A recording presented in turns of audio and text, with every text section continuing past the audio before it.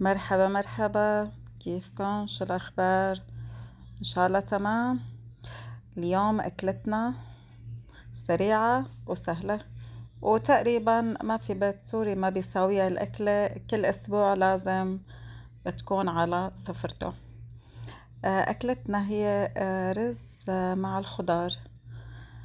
بالبداية منحط معلقة سمنة، ومنقلي بصلة كبيرة مفرومة ناعم، واللحمة اختياري. أنا حطيت 200 جرام.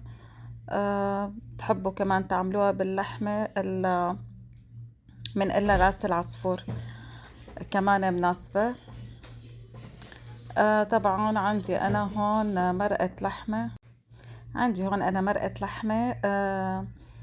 قبل بيوم عاملتها. منسخنها. هلأ بعد ما قليت اللحمة وبهرتها ملح فلفل أسود وهيل، بس نضيف الخضار. أنا جايبة كيس خضار مشكلة. حطيت تقريبا كيلو.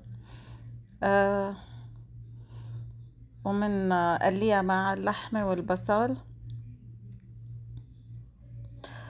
طبعا تتقدم قدام الرز. هون الرز عم يتهدى.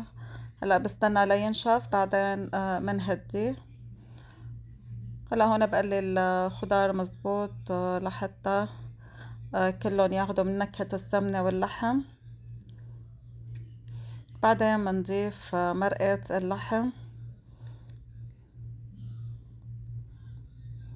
ومنضيف عليها كمان تقريبا من 5 ل6 معالق صلصة بندورة. كمان كتير بتعطيها طعمة طيبة.